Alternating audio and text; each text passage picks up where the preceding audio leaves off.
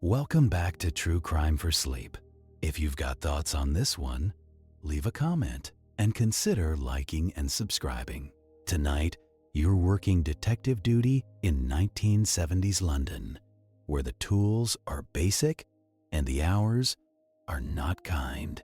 It's 3:17 in the morning, and the phone on the ward desk rings through stale air and half-cold tea.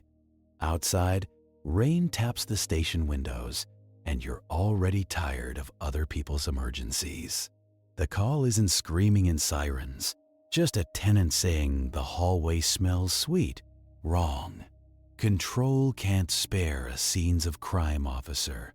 So you go first, with a torch, a notebook, and habit. In a bedsit off Seven Sisters Road, you find a young woman dead behind a locked door that looks too neatly solved. By sunrise, London will trample the landing. The statements will shift, and your best evidence may depend on who touched what first. So, what happens when the only trail you have is paper, a smudged print, and a rubbish lorry that's already made its round? You stand up before the tea has decided whether it wants to be warm again. You take the call slip, the address scrawled in that control handwriting that always looks annoyed. You nod at your driver, a uniform who has mastered the art of staying awake by never sitting down. You check your pockets the way you always do. Notebook, pen, torch, keys, cigarettes you keep promising you will quit. You do not have a camera. You do not have a scenes of crime officer in tow. You do not have the luxury of waiting for daylight because the smell is already telling the building a story. And buildings love gossip. Outside, the rain is fine and relentless, the kind that never commits to being proper weather. The patrol car smells like damp wool and old vinyl. The heater wheezes, then gives up, like it has been on this job longer than you have. You ride in silence for a minute, listening to tires hiss on wet road. Then the driver clears his throat and says the thing everyone says, like it is a charm. Probably nothing. You let that sit. You have learned that probably nothing is how you end up with something you cannot unsee. Seven Sisters Road at this hour is a corridor of shuttered shops and orange streetlight. A night bus groans past, carrying people who look like they have been awake for days. The house you want is not dramatic. It is a narrow terrace chopped into bedsits. The front door painted a tired color that used to be cheerful. The entry bell has been smashed, so the tenant who called you waits with the door ajar. He is barefoot in a dressing gown, with the tight face of a man who has rehearsed complaining. He does not say murder. He says smell. He says it again, like he thinks you did not understand. You step into the hallway and the air hits you sweet and wrong, like fruit left too long in a warm cupboard. It is not loud. It is not cinematic. It is quiet decay, the city's most honest language. The wallpaper is peeling in strips, and the stair carpet has a dark track where everyone's shoes have worn it down. The tenant points upward with two fingers, like he does not want to touch the air. Second floor, he says. And then, because everyone needs their own emergency to matter, he adds that the landlord is furious about the rent. You take the stairs slowly. You do it because you are listening. Houses speak when you stop pretending they are just wood and brick. At the first landing, you hear a radio somewhere turned down low, playing a late-night talk show through static. At the second landing, you hear nothing at all. That is the first escalation, the real one. Silence is a clue when you are expecting life. The door to the bedsit is shut. The paint around the handle is worn, as if too many people have been nervous here. There is a keyhole, old and simple, no fancy lock. The tenant says she has not been seen since yesterday. He says he knocked, no answer. He says he thought she was out until the smell made him feel sick. You put your ear near the door, not because you expect breathing, but because habit is sometimes better than hope. You smell it more strongly here. You feel your stomach do that small turn. You try the handle. Locked. You ask the tenant if anyone else has a key. He says the landlord does, and as if summoned by the word, you hear footsteps clomping up the stairs. A man appears, thick coat, thinning hair, face shiny with rain. He is carrying a ring of keys like a jailer. He does not look frightened. He looks irritated, like you have called him out for a plumbing problem. He says her name, first and last, like he is reading it off a ledger. He says she is behind on rent. He says maybe she has done something stupid. You watch him while he talks. People always tell you what they are by the things they choose to care about first.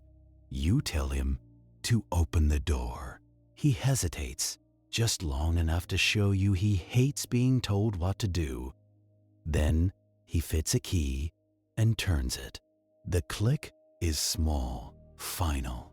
You push the door in, torch out, beam cutting a narrow tunnel through the dark. The room smells like cheap perfume fighting a losing war. The first thing you see is a small table by the bed with a glass ashtray. The ashtray is clean, too clean, like someone washed it for company. The second thing you see is her. She is on the floor beside the bed, half turned toward the door, as if she had tried to get there. Her hair is dark against the carpet. Her face is pale, lips slightly parted. You do not need a pulse check to know. You have seen enough to understand what stillness means. You step in carefully, because the floor is a record. You keep the landlord and tenant back with your arm, like you are holding back weather. You tell them not to touch anything. The landlord snorts, offended, as if the room belongs to him more than it ever belonged to her. You scan for the obvious. No smashed furniture. No blood spray on the walls. The bed is made, neat, military corners. There is a handbag on the chair, strap folded, placed like a prop. Congratulations, you think, because someone wanted this to look like nothing happened, and nothing is always a costume. You crouch, careful not to kneel in anything you will regret. You look at her hands. The fingers are slightly curled. No obvious weapon. No note. You take a slow breath through your mouth because your nose is useless now. You look at the window. It is shut. The curtain is drawn halfway. The fabric damp at the bottom from condensation. You slide the curtain aside with the edge of your notebook, not your fingers. The latch is damaged, not torn out, not ripped, just bent, like someone forced it, then tried to make it look natural again from the inside. That is the neatness that bothers you. A locked door, a damaged latch, a scene that wants to be a locked room mystery because people love stories with magic tricks. Real murders do not need magic. They need opportunity and a bad decision.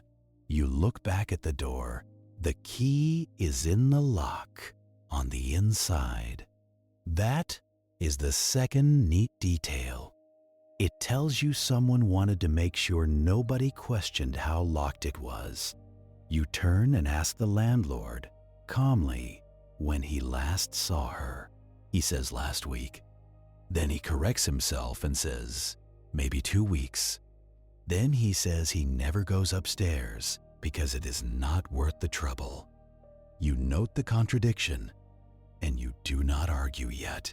Arguments waste time, and time is what this case has already lost.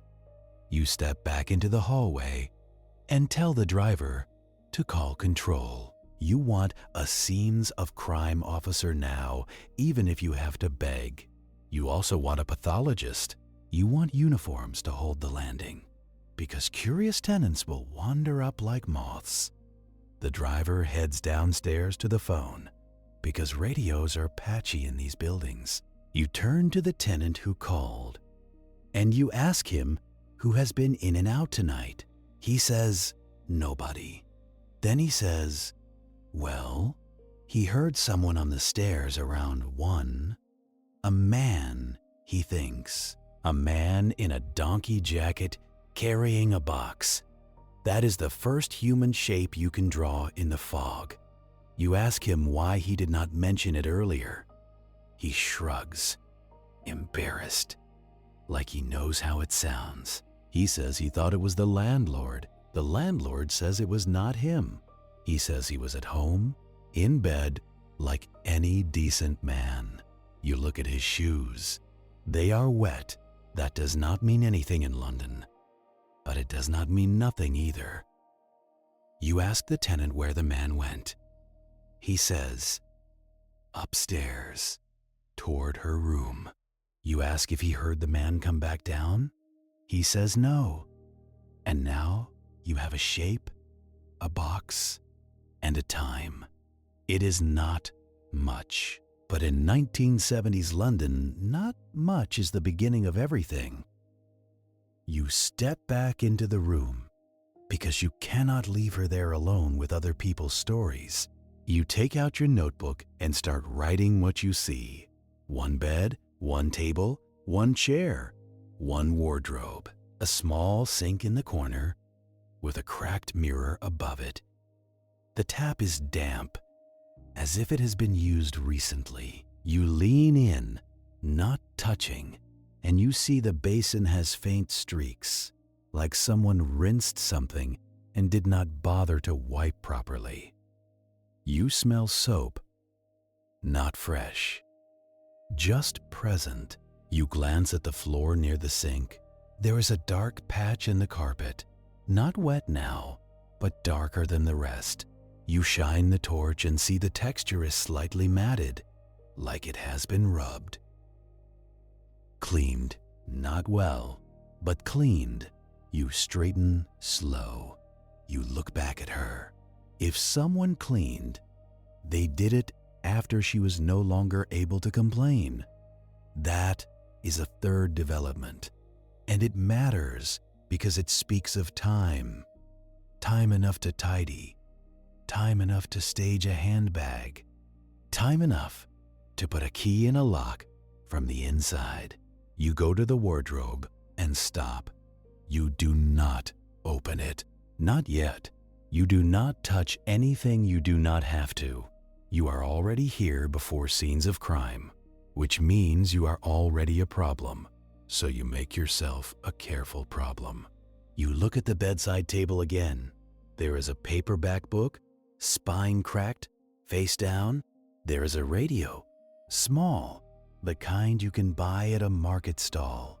The dial is set to a late night station. You listen. It is quiet, just a man's voice talking about football scores from earlier. Ordinary life, doing its best to ignore what happened. You turn it off. The click is loud in the room. You feel the landlord watching you from the doorway, impatient. You tell him to wait downstairs. He protests. You tell him again, and your voice makes it a fact. He leaves, muttering about rent and waste of time. You make a note of his muttering too. People reveal themselves when nobody is applauding. The driver returns, breath steaming, saying, "Control will send scenes of crime when they can." He says there is another job, a burglary with violence. pulling the only available man. He says, "You will have to hold the scene until morning."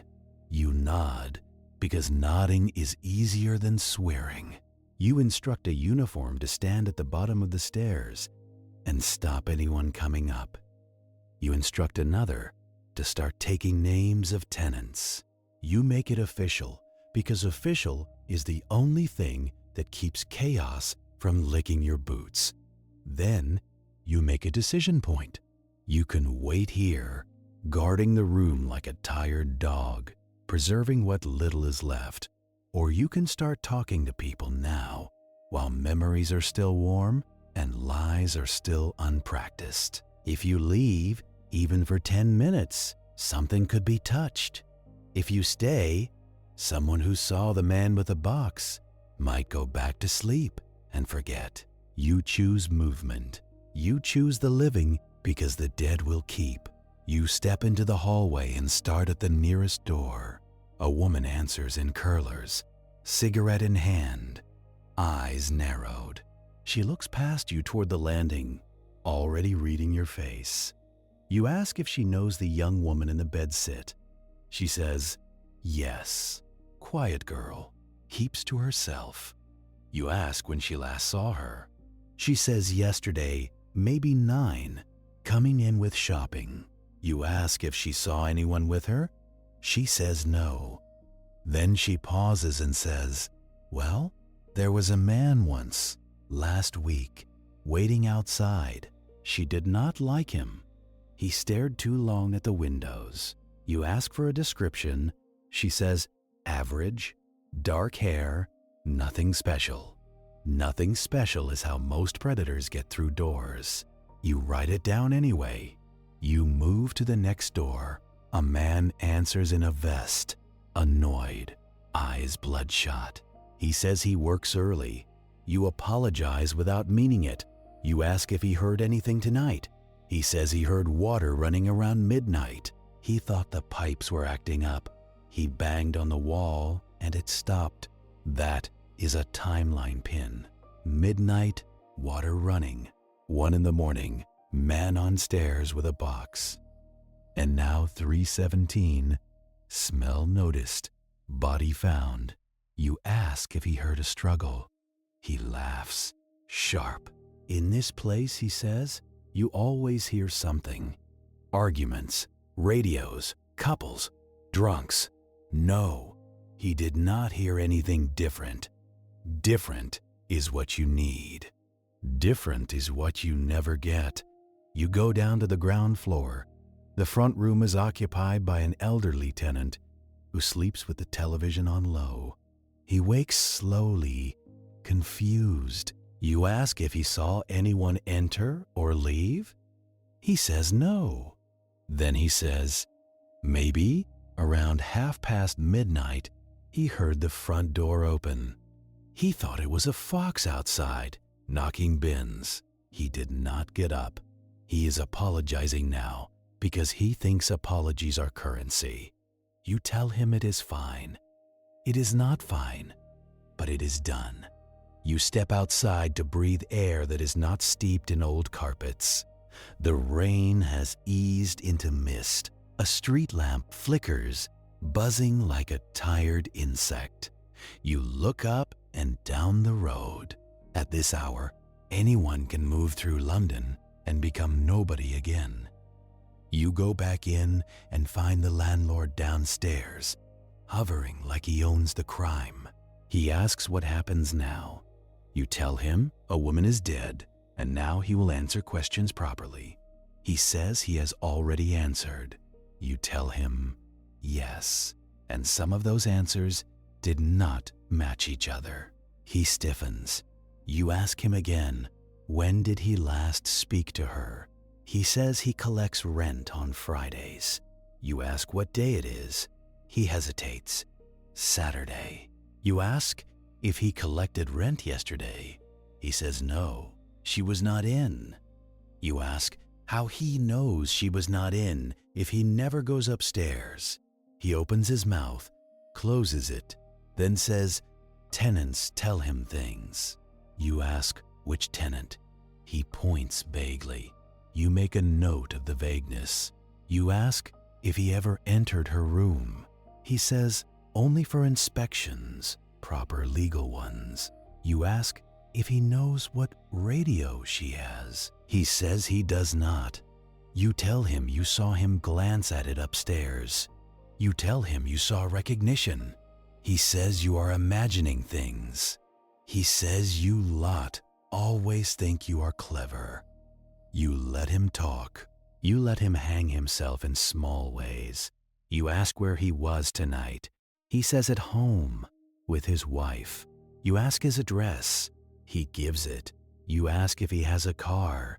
He says yes. You ask where it is parked. He points, and you see a car with rain on the bonnet and mud on the tires. Mud happens, but it tells you he has been somewhere. You ask if he has a key to every room. He says of course. He is the landlord. You ask if any keys are missing. He says no. You ask to see the ring. He holds it up. You look, counting by eye, because this is what you have. You notice one key is newer than the others, bright metal among dull ones. You ask what that is. He says replacement. You ask why? He says the old one snapped last month. He says he had a new one cut at the ironmonger. He says it like that settles it. Like metal fatigue is the only thing that breaks in this city. You ask which lock it was cut for. He looks at the keys again, as if the answer might be stamped into them.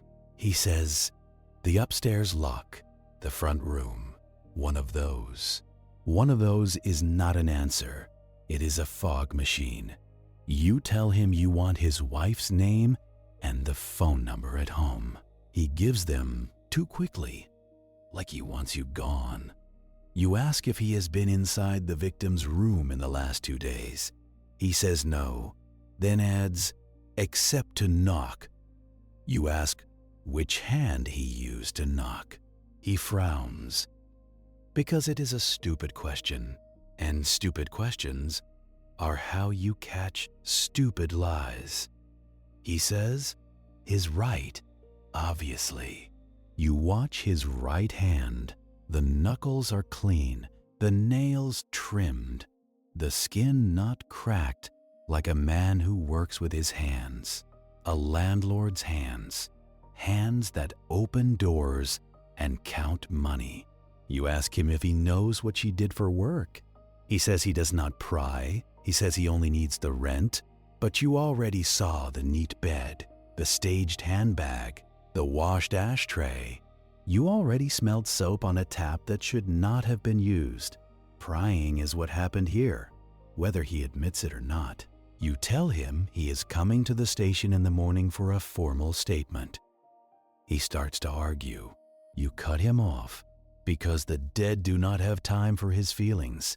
You instruct the uniform at the door to note the landlord's car registration. The landlord hears you say it, and his jaw tightens like a drawer being shoved closed. He says he will cooperate. He is a respectable man. Respectable is a costume too. You take one last look up the stairs, toward the room with the too quiet radio. You tell the driver to stay with the scene until relief arrives. You tell him no. One goes up, not even to fetch a coat. You step outside into damp air and the thin relief of not smelling that sweetness. You head back to the station, because now comes the part nobody puts in films. Now comes the paperwork, the phone calls, the waiting, and the first lie you can actually prove. The ride back is slower, not because the streets changed, but because you did. Your notebook is already fat with times and names and half descriptions. You keep seeing the latch bent from the inside. You keep seeing the key in the lock turned as if to make a point. You think locked rooms are for magic shows. This is not a magic show. This is a man with time and familiarity. and a cheap need to control the narrative. Back at the station, the ward desk looks even uglier in fluorescent light. The tea tastes like metal and resignation. You sit down and you start writing the first report, because if you do not, someone else will. You ring control again, and you push for a pathologist at first light. You push for scenes of crime as soon as they can pry one loose. They tell you there is a queue, like murder is a service counter. You take down the name of the duty inspector, because names matter when everyone starts forgetting. You also ring the landlord's home number. A woman answers, "Sleepy? Suspicious?" You identify yourself and ask if her husband is home. She says he is not. She says he went out earlier to check on a noise complaint. He does that sometimes. Congratulations. Now you have your first solid contradiction, delivered in a voice still thick with sleep. You ask what time he left. She says, late, after midnight. She asks what this is about. You tell her there has been a death at one of his properties. Silence. Then a small intake of breath. She says, "Oh God." She says, "He said nothing." You thank her and hang up, because you do not need to hear her panic. You need to build a timeline that can survive daylight. Morning comes the way it always does in London, grudging and gray. At about 8:40, the station wakes up like a tired animal. Men in uniforms drift in smelling of rain and cheap cigarettes. Phones start ringing with normal crimes again. The petty stuff that keeps the city's wheels squealing. You have not slept, so your mind feels both sharp and bruised. You get an interview room, small, nicotine-stained, with a table that has been carved by decades of bored hands. You sit the landlord down when he arrives, coat buttoned wrong, eyes a little too bright. He brings his indignation like a briefcase. You caution him, because procedure matters even when you hate it. You ask him, again, where he was between midnight and 2. He says, at home, in bed, with his wife. You let it hang there, long enough for him to commit. Then you tell him you spoke to his wife. You watch his face try to choose an expression. He settles on offended. He says she must be mistaken. She was half asleep. He says he only popped out for a minute earlier. You ask earlier than midnight. He says, yes, earlier. You ask what the noise complaint was. He says, tenants. You ask, which tenants? He says he cannot remember. There are many. There are always many, until you ask for one. You take out your notebook and you read back the tenant's statement. The man in the donkey jacket with a box at around 1. The landlord laughs once, too loud. He says that could be anyone. He says the area is full of vagrants and wrong-uns. You ask him if he owns a donkey jacket. He says no. You ask him if he carried anything into the house last night. He says no. You ask him why his shoes were wet upstairs. He says it was raining. You saw it yourself. You ask him why his car tires had fresh mud. He says he drove through a puddle. You are wasting time. You let him talk because his frustration is an ingredient. Then you ask him about the radio. You ask him how he knew the victim had a small set on the bedside table. He says he did not know. You tell him he described it before you even opened the door. He says you are twisting his words. You tell him, no. You wrote them down. You tell him, and now you will read them exactly. His jaw works. He stares at the table like the cigarette burns might offer him advice. He says, maybe he saw it once, during inspection. You ask when the last inspection was. He says, months ago. You ask why he can remember the radio, but not a noise complaint that supposedly dragged him out after midnight. He says, because you are making him nervous. You tell him, good. You tell him nervous people either tell the truth or show you where they keep the lie. You finish the statement and you have him sign it. He signs with a flourish that is meant to look unbothered. It does not. You let him go because you cannot hold a man on irritation. Not yet. You step out into the corridor and you feel the station's stale heat hit your face. You delegate because you have to.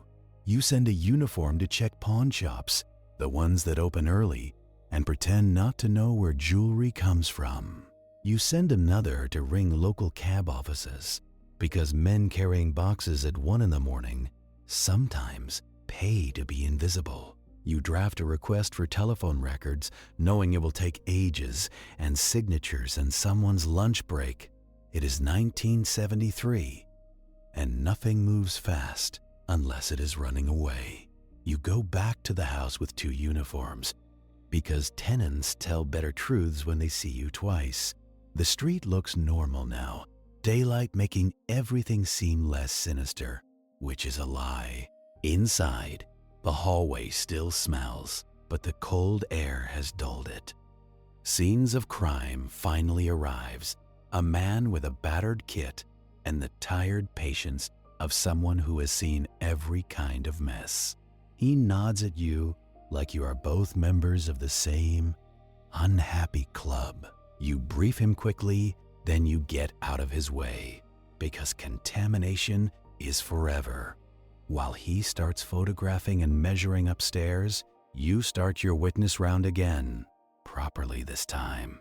You knock on the corner shop door first, the one that sells milk, cigarettes, and whatever else people need to pretend they are fine. The shopkeeper recognizes the victim's name. He says she came in at about 10:10 last night. He says she bought bread and tea and a packet of biscuits. He says she looked tired but normal. Normal again, the word that always comes with the warning label. You ask if anyone was with her. He says no, then pauses. He says, there was a man outside, not with her, but close enough. He says, the man watched her leave. You ask for description. He says dark hair, average, wearing a jacket, could be a donkey jacket, could be anything. You ask if the man came into the shop. He says no. You ask if the man spoke. He says, yes, the man asked the time, even though there is a clock above the counter. That detail makes your skin prickle. People ask the time when they want to hear your voice, when they want to place themselves in your memory. You ask the shopkeeper if the man had anything with him. He says, no box, not then. You take it down, and you feel the timeline tighten. 10:10. She is seen alive. Midnight, water runs, then stops when a tenant bangs the wall. 1. A man with a box on the stairs. 3:17. Smell noticed. Somewhere in those hours, a room was cleaned, a latch was bent, and a handbag was staged like a little shrine to normality. Back at the house, you canvass the tenants again, but now you push harder. You ask about visitors, about arguments, about men hanging around the stairs. Most tell you nothing.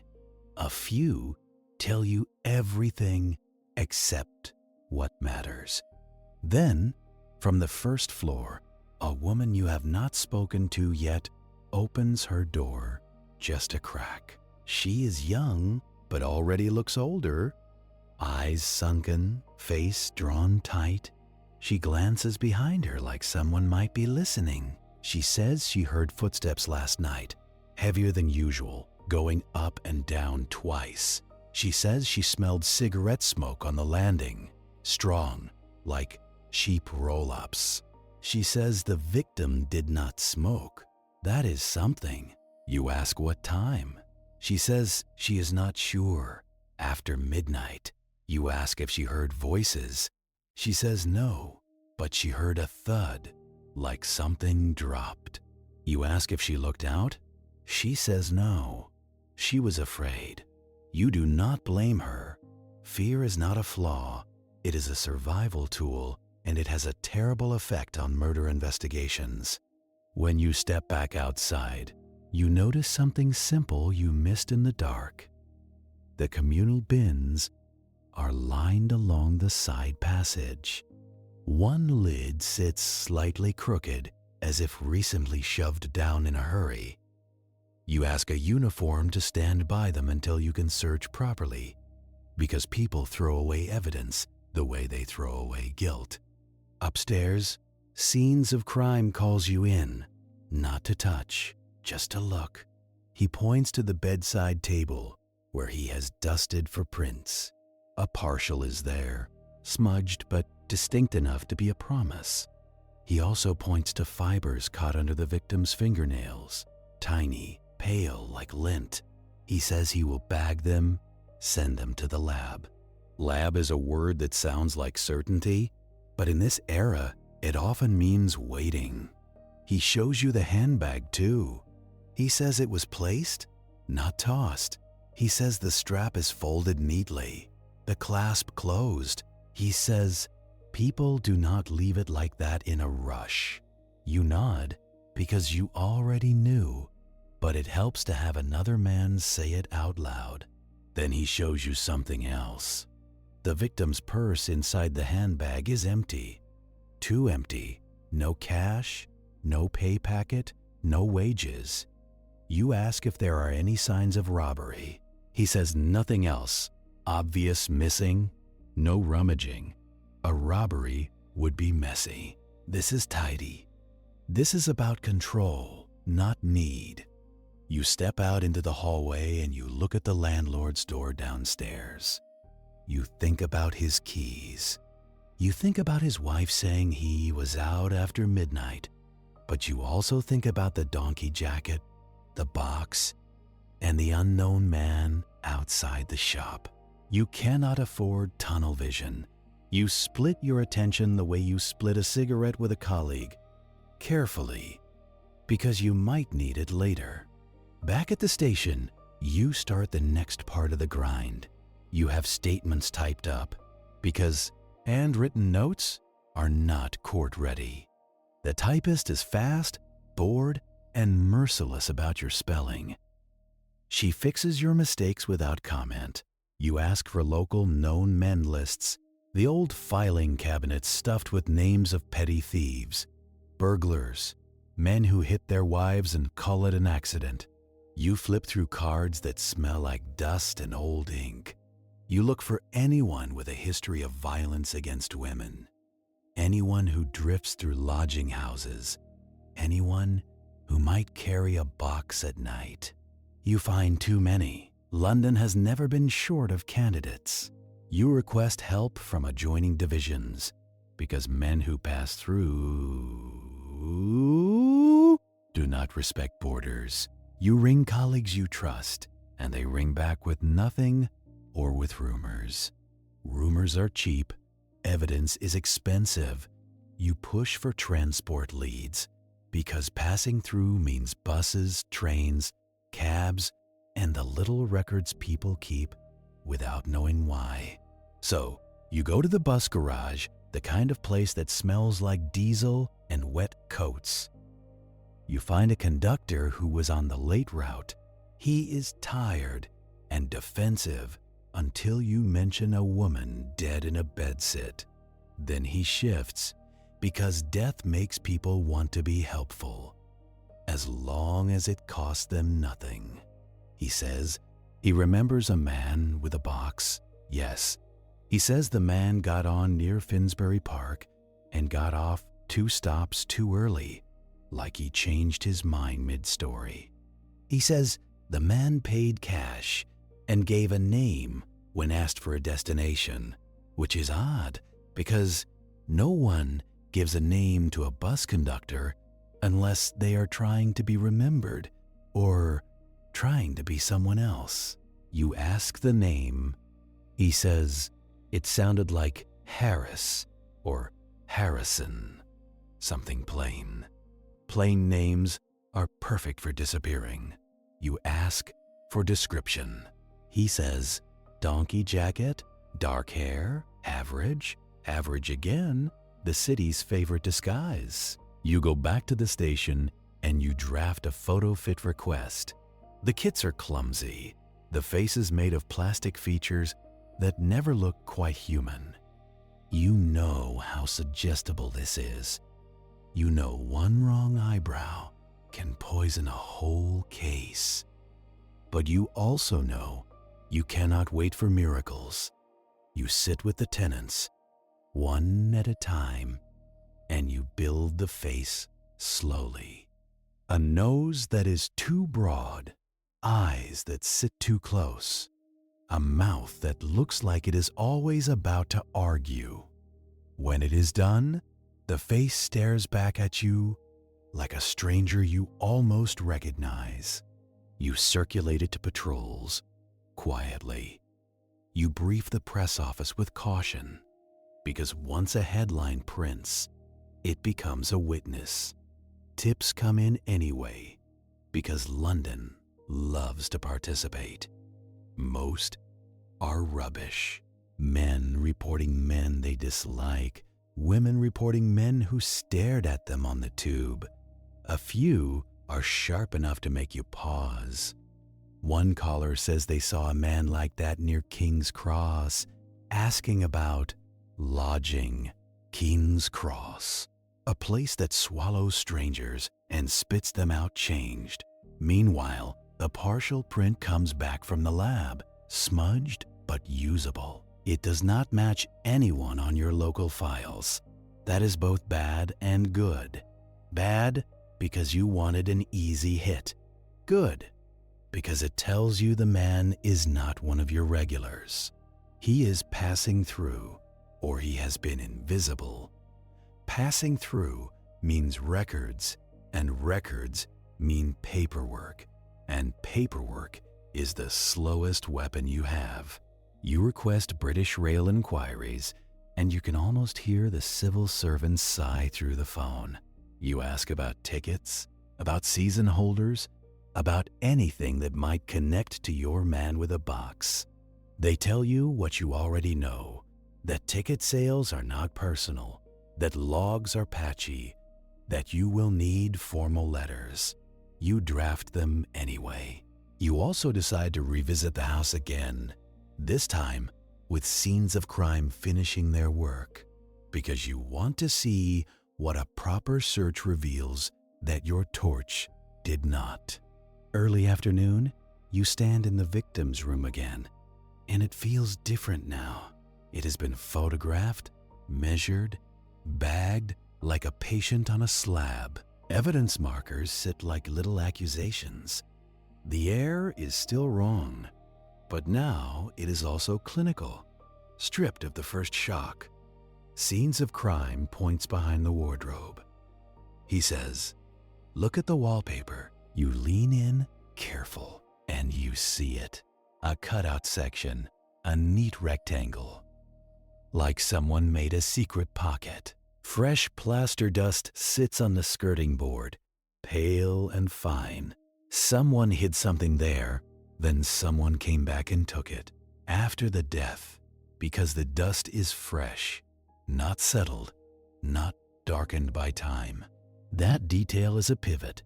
It tells you the killer returned, or someone connected did, to retrieve something they could not leave behind.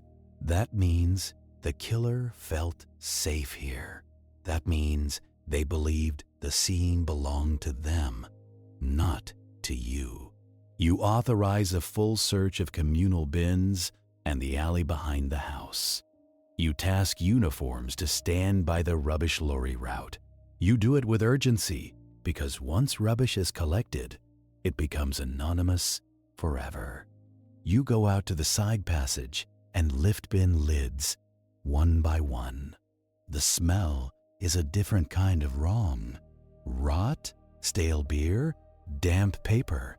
You dig through black bags with gloved hands, feeling like you are rummaging through the city's shame. You find nothing useful. No bloody cloth, no box, no hidden wallet. Just the ordinary waste of people who are still alive. You ask the tenants when the refuse is collected. They tell you, this morning, early. You look at the empty bins and you feel your stomach drop. The lorry has already come. You watch the side passage like it might cough up an apology. It does not. It just sits there, damp brick and cigarette ends, pretending it has never seen you. You feel the case slip one small notch from solvable to complicated. Not because the killer is clever, because the city is efficient about the wrong things. Refuse gets collected on time. Telephone records take weeks. Congratulations, you have entered the era where evidence is already compacted. You ask the refuse schedule again anyway, like repetition might reverse time. A tenant tells you the lorry comes through just after 6. He says it like weather, like tides. You look at your watch and taste the bitterness behind your teeth. 6 means the bags are already crushed into anonymity. 6 means anything wrapped in newspaper is now confetti. You walk back through the front hall and catch the smell again. It is fainter now, but it still clings to the stairs like bad news. You take the steps 2 at a time, not to rush, but to outrun the feeling. Upstairs, scenes of crime is still working, patient as a priest. He has his tape measure out, his little numbered markers, his calm. He looks up at you and reads the frustration off your face. He does not offer comfort, because comfort is not in his kit. He just says, "Bins were empty then." You nod. You tell him about the collection time. He gives you a look that means, that is London for you. Then he points at the wardrobe again, the wallpaper cutout, the plaster dust. He says, whoever came back did not care about noise. He says, they worked like they knew the building's rhythms. You picture it. You picture a man on those stairs at 1 in the morning, carrying the box, not running, not sneaking like a film villain, just moving like he belongs there. You ask scenes of crime to bag the plaster dust anyway. It sounds ridiculous, like bagging air, but dust carries traces, fibers, grit from pockets, the little debris of a life. He nods and does it because he is thorough and bored with miracles. You look at the victim again, but only in your memory. You think about the key in the lock on the inside. You think about how it invites the simplest story. Locked room, nobody got in. Tragedy, move along. But keys do not prove innocence. They prove someone wanted the door to look final. You step into the hall and listen. Somewhere below, a kettle clicks on. Somewhere else, a radio plays through thin walls. The building is trying to return to normal already. That is what makes you angry. Normal is a conspiracy between people who do not want trouble. You go back down and tell a uniform to find out which refuse depot services this street. You say it fast, like speed might make it possible. You want the route, the tip location, any chance to intercept before the landfill swallows it. The uniform looks at you like you have asked him to stop the Thames. He still nods. because you outrank his comfort. You walk outside and stand on the pavement, rain cooling the back of your neck. You stare at the road like the lorry might come back for an encore. It will not. So you do the only thing you can do in this decade. You build a paper chase and pray it catches up to reality. Back at the station, you find a phone and start calling council services. You get transferred 3 times. You get a man who sounds like he is chewing toast. You explain, slowly, that this is a murder inquiry. He says, right, well, waste disposal is not under us. You want the borough depot. You ask for the number. He sighs and gives it to you like you are borrowing his last cigarette. The depot answers after too many rings. A woman says, yes, lorry route number. Yes, it tips at a site outside the city. She says, no, you cannot just go rummaging. You ask her who can authorize access. She says, the site manager, and you can almost hear her smile at the absurdity. You write the name down. It is not a suspect name. It is worse. It is a gatekeeper name. Now you need permission to search garbage. You go to your inspector with the request because you need someone with rank to make it sound urgent. Your inspector listens, jaw tight, pen tapping. He says, do you know what that costs in man-hours? You say yes. You say it costs less than letting the killer keep whatever he retrieved. He rubs his eyes and says, fine, draft it, and I will sign. Draft it. Of course. You sit at a desk and type the request, one finger at a time, because you are not a secretary. You describe the cutout, the bins, the suspected disposal. You make it sound sane. You make it sound necessary. And you know, even as you type, that the landfill is a mouth that never gives back neatly. While you wait for the signature, you go back to something you can control. Witnesses. You pull the statements again and circle the times. 10:10, corner shop.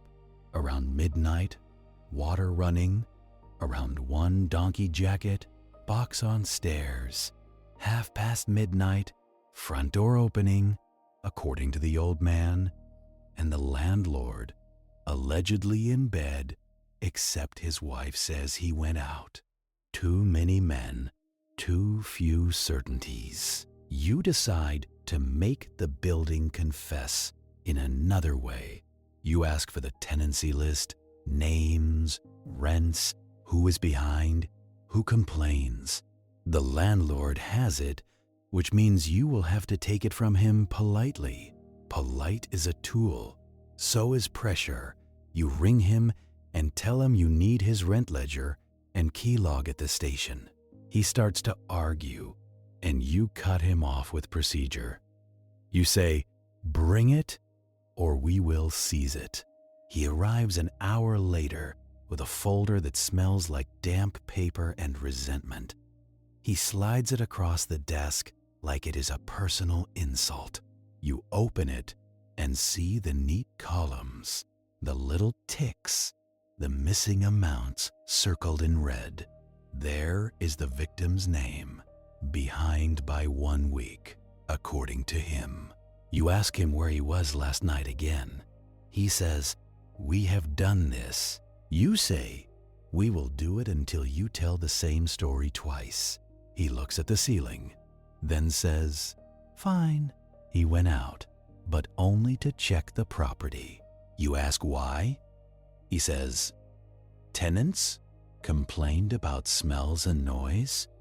You ask, which tenant complained? He says, he cannot remember.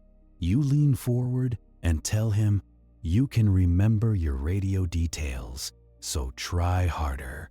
He swallows, then names a tenant you already spoke to. That tenant did not mention any complaint, so now you have a new job to do. Cross-check lies like they are train times. You send a uniform to re-interview that tenant with one simple question. Did you call the landlord last night? Yes or no? You watch the landlord's hands while you wait. His fingers keep rubbing the edge of his folder, a small nervous habit, like counting money without coins. You ask him about the keys again. You ask if he ever lends them. He says, never. You ask if any maintenance men had access recently. He says, the usual, a bloke for the boiler, a bloke for the roof. You ask for names. He says he will have to look them up. You say, do it now. He flips pages, performs ignorance, then writes 2 names on a scrap. Both are common names, which is a headache in itself. You take them anyway, because common names still belong to specific hands. Then you ask him about the victim's work. He says, office, he thinks. You ask if he knows where. He says, no. You ask how he knew she had a pay packet to miss. He stares at you, then says, you told him. You did not.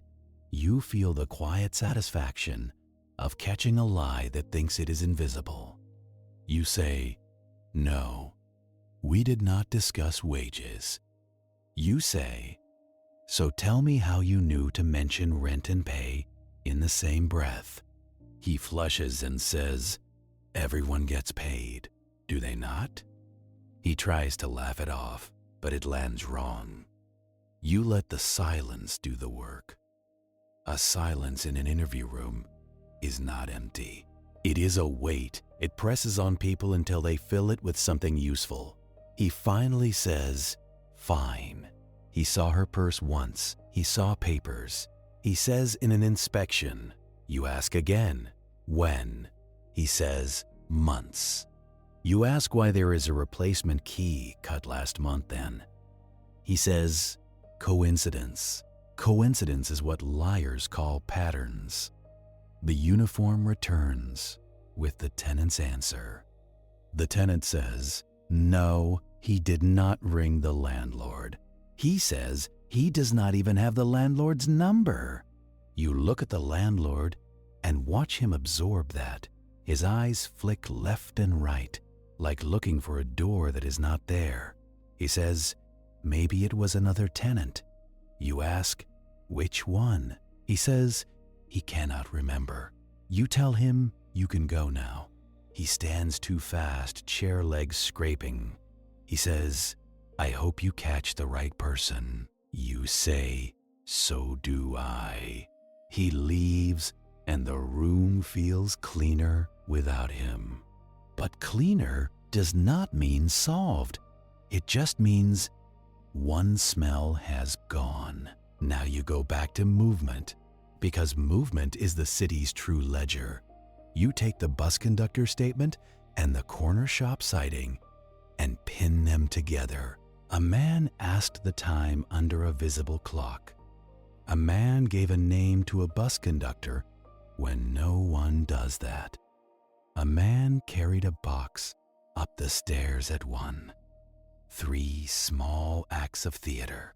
The kind of theater a man does when he wants to be remembered, but only in controlled ways. You request the bus route sheets, which are basically scribbles and timings and crew names. You ask the garage if any inspectors noted unusual passengers. They laugh kindly, because unusual is the whole job. But one clerk remembers a complaint, a box bumping seats, a passenger swearing. He says it happened around the same time. He says if you want more, you want the conductor and driver, and you already have the conductor. You go find the driver. The driver is older, eyes like worn leather. He tells you he remembers the man because the man stood too close to the front. He says passengers with boxes do that. They want control of the exit. He says the man got off near the station, not at the busy stop, but earlier, where the street is quieter. You ask, which street? He names it, and you write it down like it might become a map. Then you ask, did the man have an accent? The driver thinks. He says, not London, he says. Maybe North, maybe Midlands. He shrugs, annoyed at his own uncertainty. You take the uncertainty too, because it is still a contour. Back at the station, you chase the print again, the partial that did not match local known men. You ring the lab and ask if they can widen the search. They tell you, yes, but it will take time. Time again. You ask about other databases, military, immigration. They say, slow down, detective. This is not television. You resist the urge to tell them you know. Instead, you ask what else they found. They mention the fibers under nails being processed. They mention possible cigarette ash, the cheap roll-up kind. You think of the first-floor woman smelling smoke. You think of the washed ashtray. You wonder if the killer smoked and then tried to erase it. If so, he is not calm. He is performative, and performative killers make mistakes for the audience. You go back to the house once more because you want to walk it like the killer walked it. You stand at the front door and look at the lock. It is old, the kind that can be slipped if you know how. You look at the door frame. There are scuffs, old and new. You look at the stair carpet. You find a faint smear near the second landing, a darker patch, like something dragged or bumped. A box corner, maybe. You crouch and smell it because you are already undignified. It smells like damp cardboard and street. You look at the wall and see a faint scrape, paint disturbed. It is minor. It is the kind of minor that becomes everything when you have nothing else. You ask scenes of crime if they collected any cardboard fibers. They did not, because nobody collects what they cannot see. So you take a small adhesive tape lift yourself, careful, and bag it. Not elegant. But you are past elegant.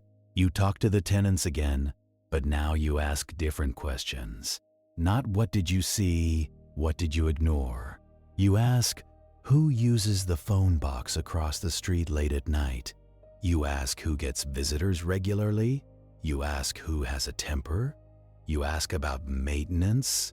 One tenant mentions a bloke who fixed the stairlight 2 weeks ago.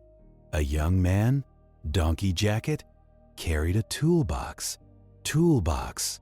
Your brain snaps to attention because it loves patterns, even false ones.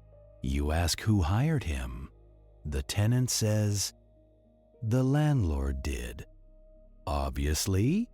You ask if the tenant knows his name. The tenant says, no, but he had a badge, something like a factory badge, clipped to his pocket. You ask what it said. The tenant shakes his head, already losing the memory. You ask if anyone else saw him. The tenant shrugs, says, maybe the girl on the first floor. You go to her. She opens the door a little wider this time, still wary. You ask about the maintenance bloke. She nods slowly and says, yes. She says, he came around tea time one day, fiddled with the wiring, complained about the stairs. She says, he asked her if the victim lived alone. She says she did not like that question. You feel a chill that has nothing to do with rain.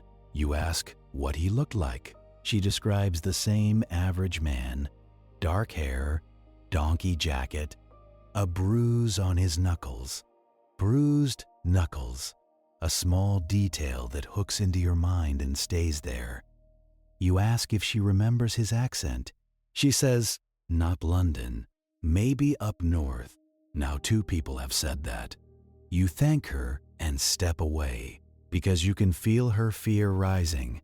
Fear makes witnesses slippery. You go back to the station and start pulling records for electrical contractors. Not because you think you will find him in a directory, because it gives you a legitimate reason to ask about factory badges.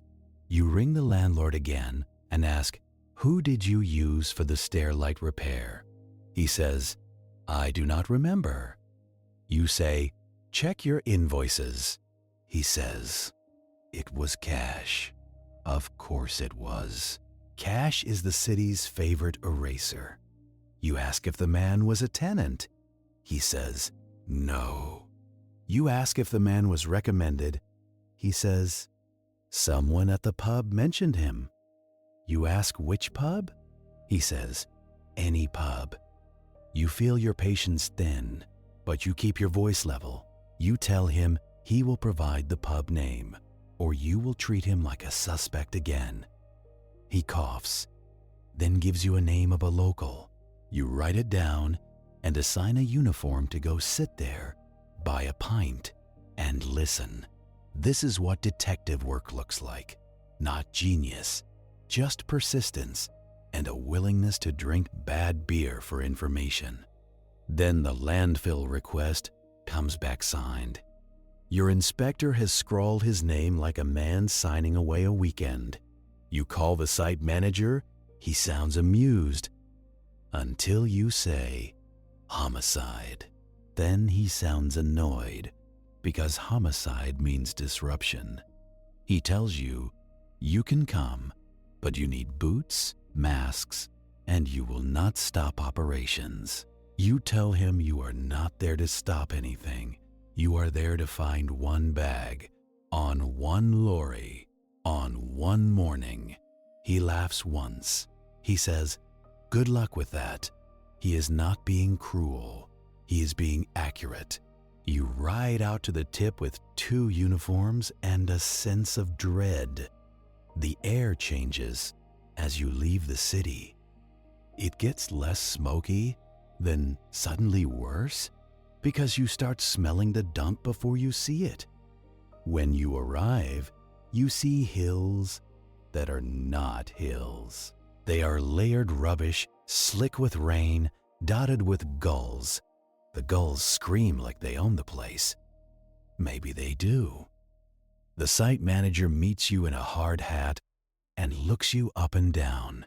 He says, "You want today's North London loads." You say, "Yes, from this route, this street."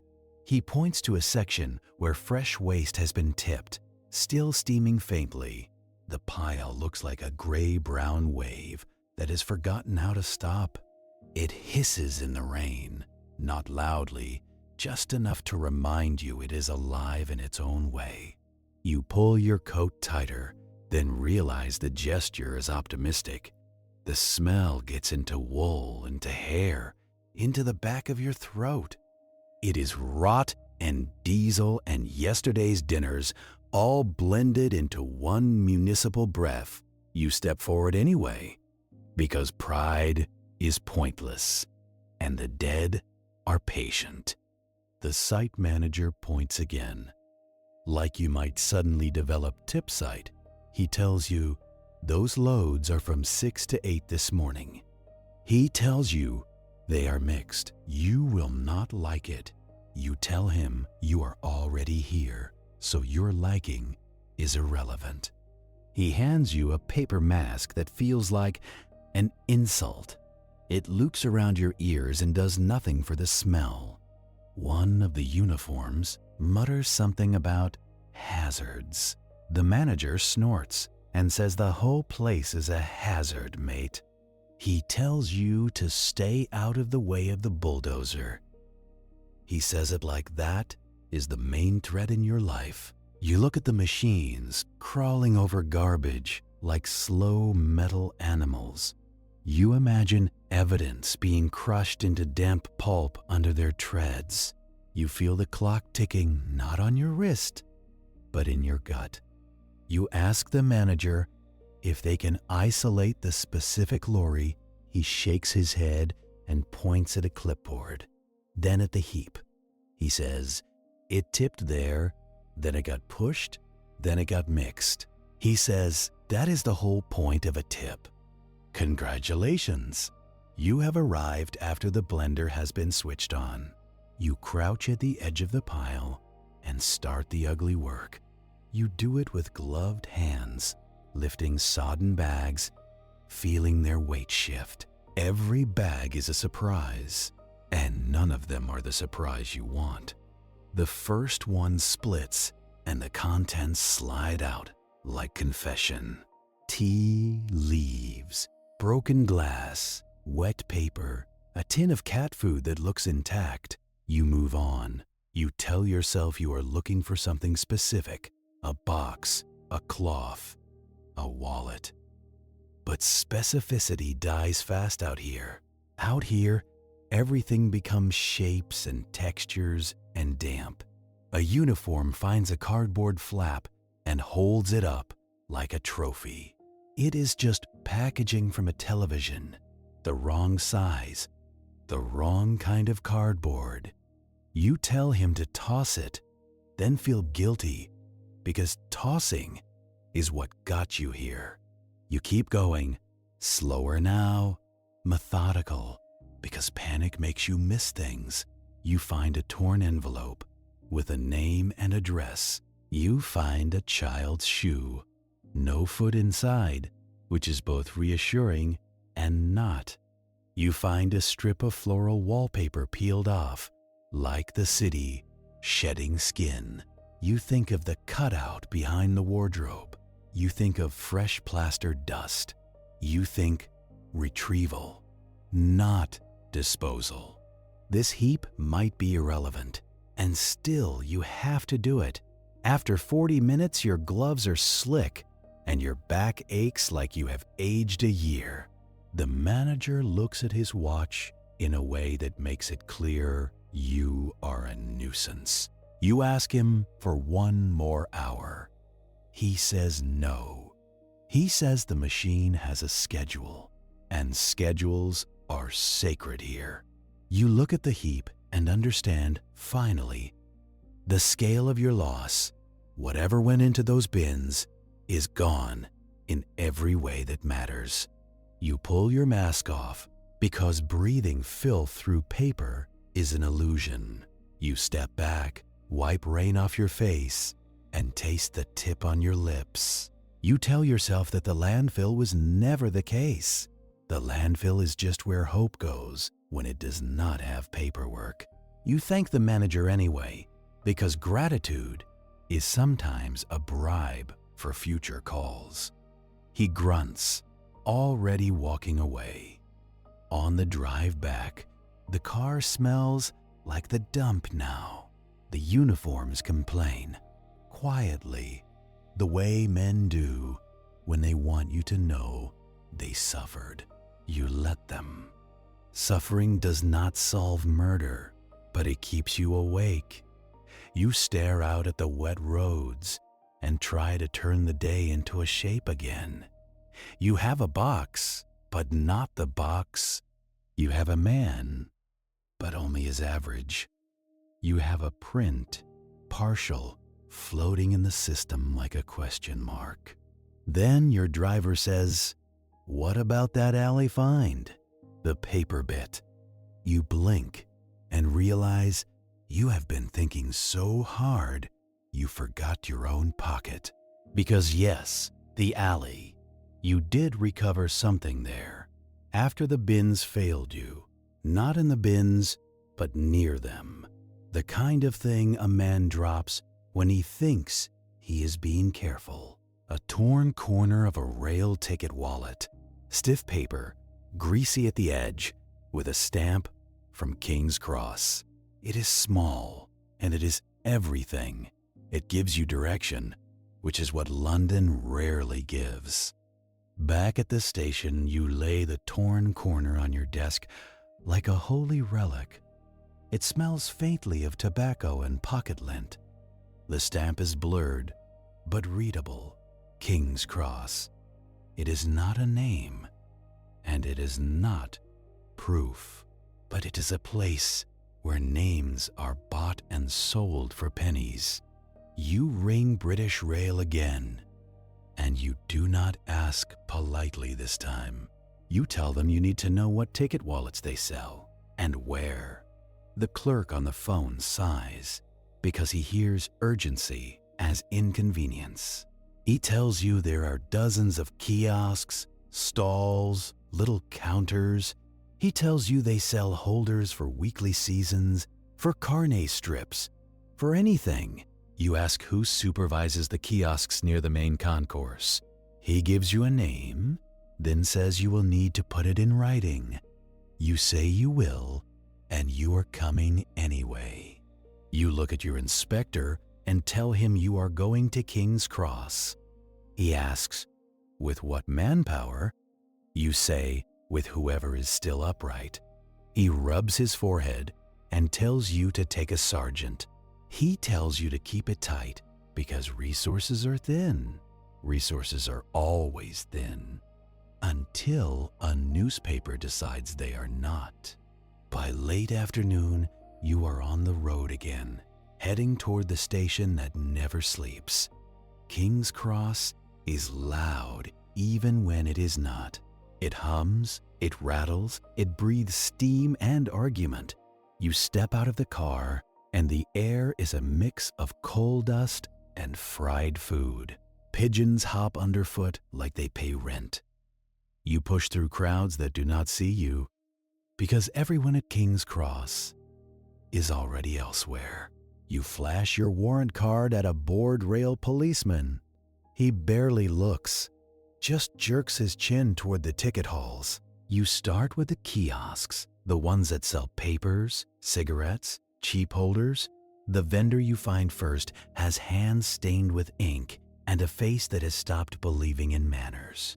You show him the torn corner. You ask if he recognizes the stock. He squints, then nods.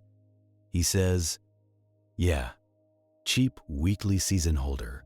We sell those." He says, "Everybody sells those." You ask if he sold one yesterday to a man with dark hair, average build, donkey jacket. He laughs not kindly. He tells you you just described half the men who come through, so you change the question. You ask, "Did you sell one to a man with bruised knuckles?" The laugh stops. He looks at your face, then at the holder scrap again. He says, "Maybe." He says, "There was a bloke, paid cash, right hand all marked up." He says, "Looked like he had punched a wall or someone." You ask what time. He shrugs and says, "Late afternoon, maybe early evening." He does not keep a diary of idiots. You ask if the man bought anything else. He says, "Cigarettes, cheap, and a packet of mints." Mints, because men like that think mint can fix what their breath carries. You ask if the man said anything, any accent. The vendor says, "Not London, maybe Midlands." There it is again, the same rough direction, repeated by different mouths. You ask if the man gave a name. He says no, it is not a hotel. Then he pauses and says, "Actually, the bloke asked about lodging houses. He asked where a man could get a bed cheap. No questions." The vendor told him, "Go toward the back streets. There are places you feel the case lean forward. Lodging houses mean registers. Registers mean names, even false ones." You and the sergeant walk out into the streets behind the station. The light is going, and the area changes with it. Shops become shutters. Doorways become shelters. Men stand in small groups pretending they are waiting for someone. You smell stale beer and wet concrete. You start knocking on lodging house doors. Some do not open. Some open a crack and close again when you show police. One opens fully because the keeper thinks cooperating will keep trouble away. Inside, the lobby is overheated and smells of boiled cabbage. A television plays quietly to nobody. The keeper wears a cardigan and suspicion. You ask for the register for the past week. He tells you he cannot just show you that. You tell him you can just take it. He blinks, recalibrates, and brings out the book. The register is a mess of names, dates, and handwriting that looks drunk. Men sign whatever comes to mind. You see familiar lies, John Smith, William Brown, Peter Jones. Then you see one that makes you pause. A name that is plain, but not too plain. Harris, the bus conductor's name. You point at it. You ask the keeper, "This man, did you see him?" The keeper looks, then nods slowly. He says, "Yeah, came in 2 nights ago." He says, "Paid cash for 3 nights up front." 3 nights up front is either confidence or desperation. You ask which room. He tells you, "Top floor, small." You ask if the man had a job. The keeper says he said he did. Factory, Camden Way. You ask if he came back late last night. The keeper thinks, then says, "Yeah, in the early hours. Maybe 2, maybe." He says the man washed his hands in the downstairs sink. A long time. That lands in you like a weight. Washing hands at 3 in the morning is not hygiene. It is ritual. You ask if the man had any injuries. The keeper says, "Just the knuckles, and he was jumpy." You ask if anyone visited him. The keeper says, "No, not that he saw." You ask if the man carried a box. The keeper shakes his head, then pauses and says, "He had a hold-all sometimes." A hold-all is a box that does not attract attention. You ask to see the room. The keeper hesitates, then leads you upstairs that creak with every step. The hallway is narrow, doors close together like secrets. He unlocks the room and pushes it open. It is empty now. Bed made badly, a sink, a chair, walls stained by old smoke. You stand in the doorway and let your eyes do what they do. No luggage, no obvious trophies, but the air smells sharply of soap, as if someone scrubbed the past away. You look at the waste bin in the corner. It is empty. Liner replaced. Congratulations, you are late again by about 12 hours and a man's panic. You ask the keeper when the room was cleaned. He says, "This morning." He says, "The man checked out early, left the key, said plans changed." Plans? Because you started asking questions in the right places. You ask if the man left a forwarding address. The keeper laughs, as if you told a joke. You ask if the keeper has any identification details. The keeper says, "No, we do not ask." You ask if the keeper remembers the man's face well enough for a photo. He says maybe, but there are many faces. You pull out the photo fit, you show it. The keeper leans in and squints. He says, "Yeah, that could be him." Could be is not enough, but it is something you can hang a direction on. You ask if the keeper remembers any distinguishing marks. He says, "The man had a small scar near the left ear." You circle it in your notebook. You ask the keeper where the man said he worked. Which factory? The keeper shrugs. He says, "Camden? Some place that makes parts. Metal. I do not know." You ask if the man wore a uniform. The keeper says, "Work boots? Oily sometimes?" And he kept a rag in his pocket. A rag. You think of fibers. You think of fingernails. You feel the case tighten again, like a knot, pulling. Outside, the evening has turned the streets glossy. You and the sergeant stand under a street lamp and decide what kind of night you are having. You can go back and write memos, send requests, wait for morning, or you can press now. While the man still thinks he is ahead, you choose now. You go to the nearest call box and start ringing Camden factories. Receptionists answer with irritation. You say police, and their tone changes into the careful politeness of liability. Most tell you they cannot give staff details. You tell them you do not want details. You want to know if they employ a man named Harris. They say, maybe? There are several. You ask, do any of them have bruised knuckles and a donkey jacket? A pause, then a receptionist says, we have a fellow with an injury, came in with his hand bandaged. She says he clocked out late shifts. She gives you the factory address because fear is stronger than policy. You hang up and look at the sergeant. He says, you want to go now? You say, yes, because if the man has already checked out of his lodging house, he is moving. And movement is where you lose people forever. On the drive to Camden, you go over what you have, like counting bullets. A name, probably false.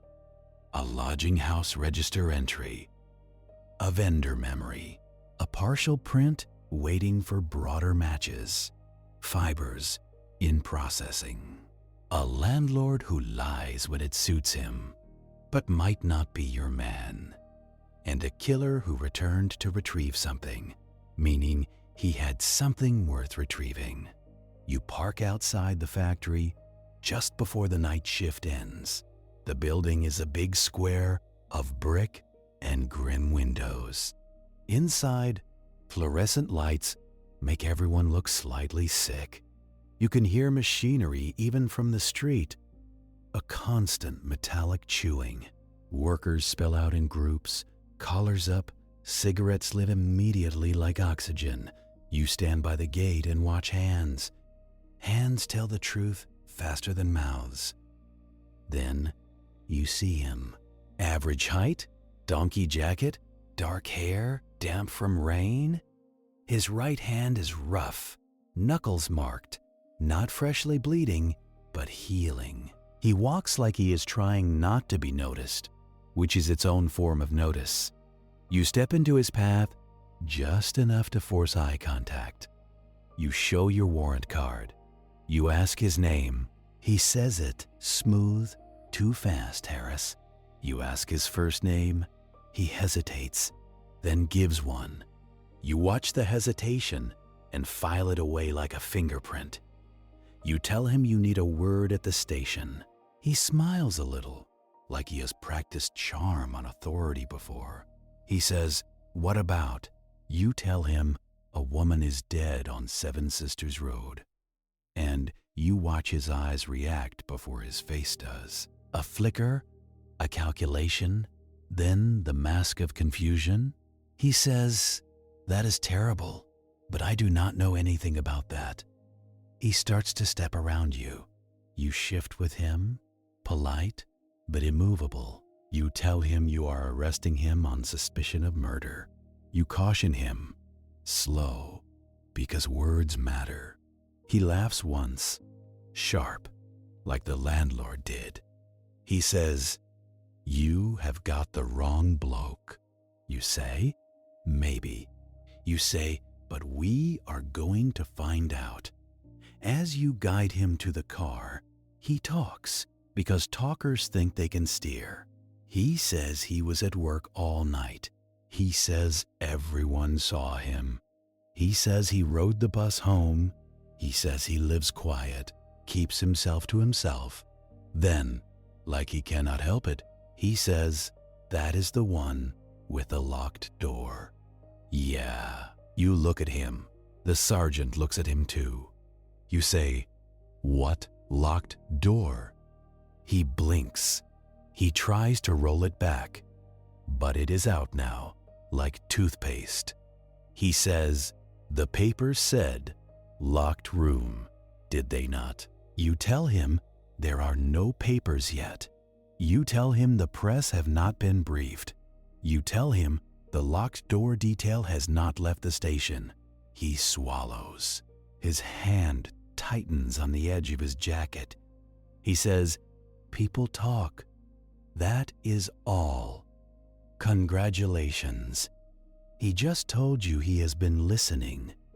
At the station, custody is a ritual designed to make chaos look orderly. They book him in with the same bored precision they use for drunks and shoplifters, because the desk sergeant has seen 1,000 storms, and this is just another wet coat.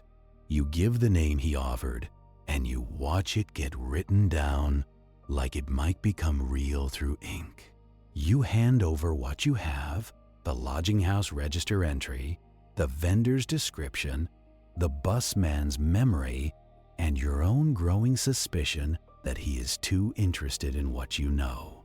He gets searched, pockets turned out, shoelaces removed, the small indignities that make men either quieter or louder.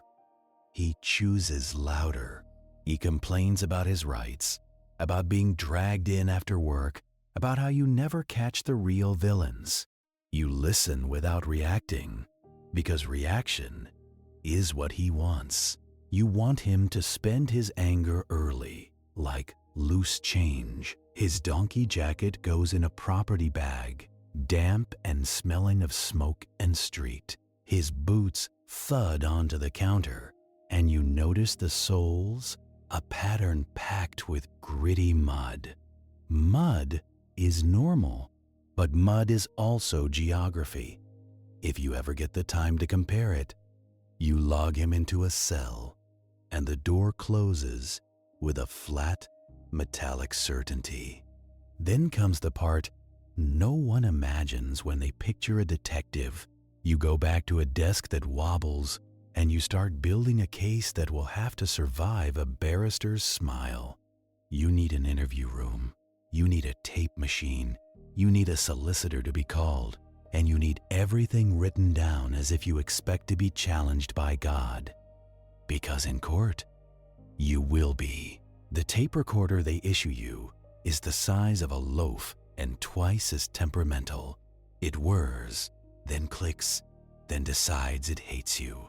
The sergeant taps it like that helps. You mark the reels anyway, because you do not want any later argument about what was recorded when. You check the clock. It is 22:30 something, and the station is in its second wind.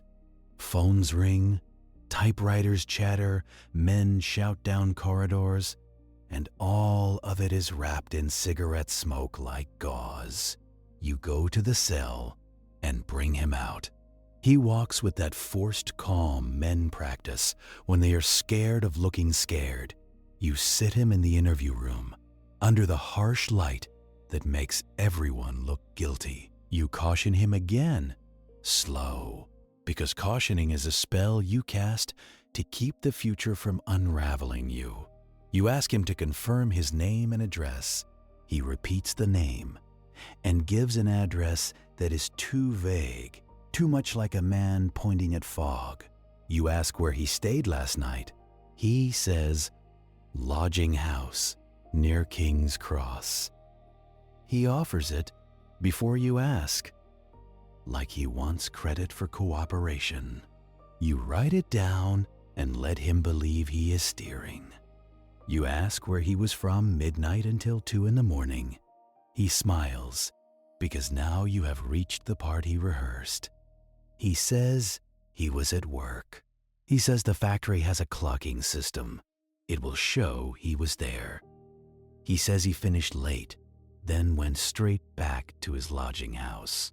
He says, ask the keeper, ask anyone. You ask him why he took a bus that night. He says, because it is how people get home, detective. The sarcasm is light, confident. He wants to make you feel old and slow. You ask him about Seven Sisters Road. He says he has never been there. He says he would not have a reason. You ask him about the victim by name. He says he does not know her. He says he feels sorry for her, but he does not know her. Then you ask him about the radio. You keep your tone casual, like you are asking about a sandwich. You ask him what sort of music she liked. He frowns, caught by the sideways angle. He says he would not know. You say, you mention the radio brand outside. You say, you said it like you had seen it. He laughs quietly and shakes his head like you are trying a cheap trick. He says, radios are radios. He says, everyone has one. You let the moment sit, then you ask about the locked door again. You ask how he knew that detail. He leans back and says, people talk. He repeats it, like repetition makes it true. You ask, which people? He says, blokes at work, blokes at the lodging house. It gets around. You ask him to name one. He cannot. He tries, then abandons it and says, you know how it is. You do know how it is. It is how it is when men make up the convenient middle of a story. You slide the photo fit across the table. You ask him if that looks like him. He looks at it and snorts. He says, you lot make those faces look like anybody. He says, could be 100 men. You agree, because agreeing disarms the argument he prepared. Then you ask him about his knuckles. You ask how he injured his hand. He glances down without thinking, and that tells you it matters. He says he caught it at work, a machine edge. You ask what machine. He says a press. You ask what part of the press? He says the bit that presses. He smiles again, trying to make you feel stupid. So you give him a stupid question on purpose. You ask if he punched anyone recently. He laughs, then stops laughing too fast. He says no. You ask if he punched a wall. He says no. You ask if he punched a door. He says no. You watch his breathing change, shallow and controlled. You ask him if he ever did maintenance work, not factory maintenance, but little jobs, wiring, stair lights, that kind of thing. His eyes lift, and you see the calculation again. He says no. You ask if he has ever been in a house on Seven Sisters Road, repairing a stair light. He says no, but he answers too quickly, like the word was waiting on his tongue. You bring the lodging house register back into play. You tell him the name he signed is not his.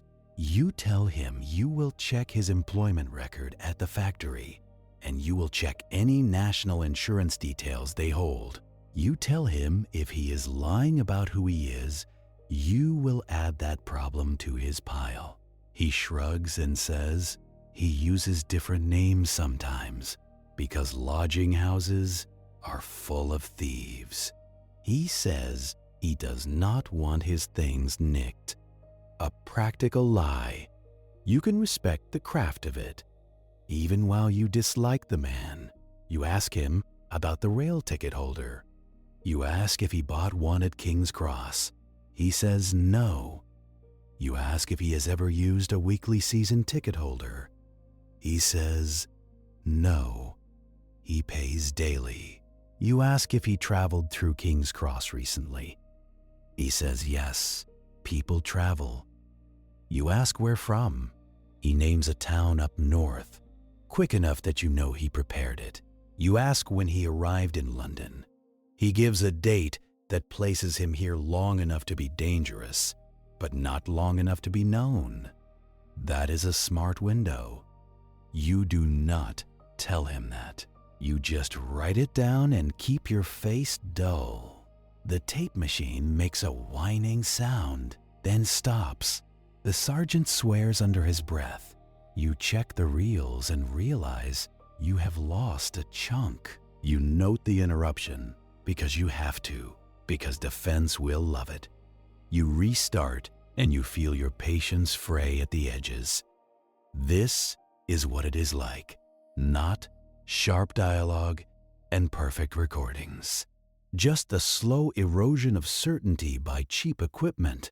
You offer him a break, he takes it immediately, like he has been waiting for you to blink.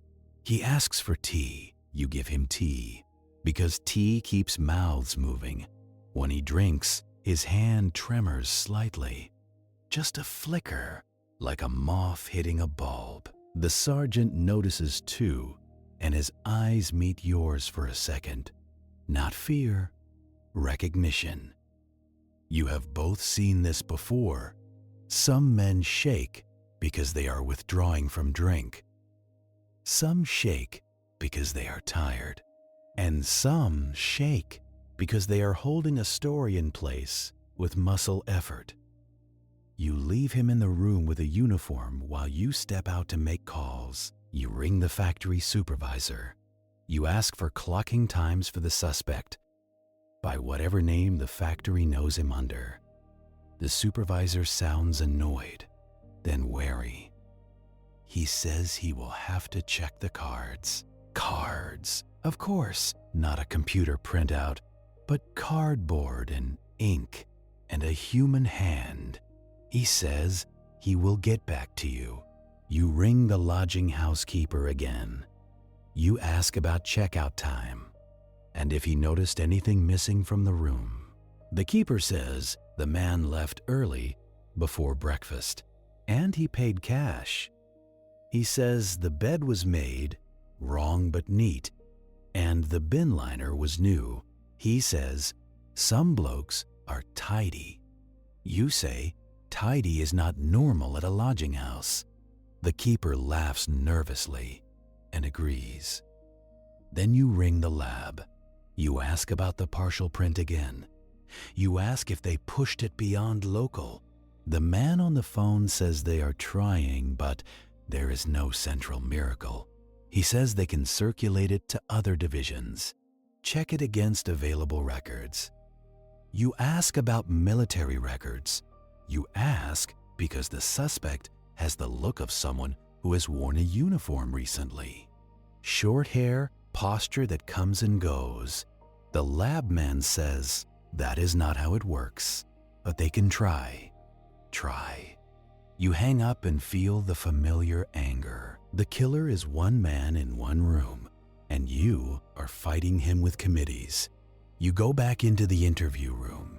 He looks up too fast, like he has been listening through the wall. You keep it simple. You ask him again, why did he ask about the locked door? He says, he did not. You tell him he did. You tell him, and you are not arguing with a tape. He smiles and says, your tape machine does not even work. That one lands. He knows your weakness now, and he enjoys it. You let the enjoyment sit on his face, because later, a jury might need to see that he enjoyed this. You ask him if he has ever been in that building. He says no. You ask if he knows the landlord. He says no. You ask if he has done cash jobs for landlords. He says maybe, little bits, nothing official. There it is, a crack, not wide, but real. You ask him what bits. He says wiring, changing a light, fixing a latch. Fixing a latch. You keep your voice steady when you repeat it. He realizes what he said and tries to retreat. He says, not that latch, just latches in general. You ask him where he learned that kind of work. He says, Army. He says, you learn to fix things when nobody else will. The sergeant makes a note. Quick. You ask what regiment. He hesitates. Just a beat, but it is there. He gives an answer that sounds like a guess. You do not challenge it yet. You end the interview for now, because you can feel the circle tightening and you do not want to snap it too early. You have him taken back to the cell. The door closes, and the station noise rushes in again. You stand for a moment and listen to your own thoughts trying to keep up. Now you have to decide what this is. Is he a drifter with a bad temper and a lucky lie? Or is he the man who knew the building well enough to stage a locked door? The answer will not come from instinct. It will come from exhibits, statements, and the slow squeeze of time. You go to your inspector and tell him you need to hold the suspect while you verify his alibi. The inspector asks what you have, beyond suspicion, and a mouth that runs ahead. You tell him about the radio detail, the locked door slip, the lodging house, the vendor, the bruised knuckles, the maintenance talk. The inspector grunts and says, "Fine, but you will not get unlimited time." He says, "Charge or release is coming, and you will be blamed either way." You nod, because blame is part of the uniform. You get to work on the verifications. The factory calls back with the clocking card. The supervisor reads off times. The suspect clocked in at 4 in the afternoon and clocked out at 10:30. Not all night, not even close. You ask if there was overtime? Off the books? The supervisor says no, they do not do that, not with inspectors around. You ask if the suspect left the floor at any point? The supervisor says, everyone leaves the floor? Tea breaks? Toilets? You ask if anyone can place him between midnight and 2. The supervisor pauses, then says, "Detective, he was not here." That is your first clean cut through his story. You write it down and feel the case shift, heavier, more real. You go back to the cell and bring him out again. You sit him down and restart the tape machine, and you pray it keeps running. You caution him again and remind him he lied about being at work all night. He looks offended, then quickly amused, like he is impressed you checked. He says, "Must have got my shifts mixed up. Congratulations. He just tried to turn a lie into a mistake." You ask him where he was after 10:30. He says he went straight back to his lodging house. You ask how. He says bus. You ask which bus.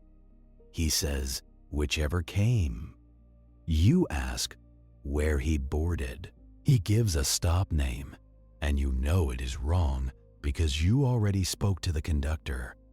You do not tell him you know. You ask him if he got off early, 2 stops before the main interchange. His eyes tighten. He says, no. You say, funny, because a bus crew remembers a man with a box getting off early. You say, a man who gave the name Harris. He leans forward, anger flashing. He says, I did not have a box. You say, you are right? Maybe it was a hold-all. You say, maybe the witness used the wrong word, and you watch him react to the hold-all, not the box. A small reaction, but it is there, and it tells you you hit something true. He asks for another break. He wants to stop the rhythm. You deny it, calmly. You tell him he will sit and answer. You tell him he can have tea after he explains why his name is in a King's Cross lodging house register and why he bought a season ticket holder at the station kiosk. He says he did not. You tell him a vendor remembers his bruised knuckles. You tell him the vendor remembers his accent. He says, people remember what you tell them to remember. He is not wrong. That is the problem with witnesses. So you move away from memory and toward things. You tell him you have a fingerprint from the victim's bedside table. You do not tell him it is partial and floating. You tell him it is there. He goes still for a moment and his throat bobs when he swallows. He says, "That is impossible." You ask him why. He says because he has never been in her room. You let that statement lock in place. Then you end the interview again, because you have what you needed. A clear denial that will look very bad when the lab finally gives you a match. You put him back in the cell, and this time he does not complain. He just watches you, quiet.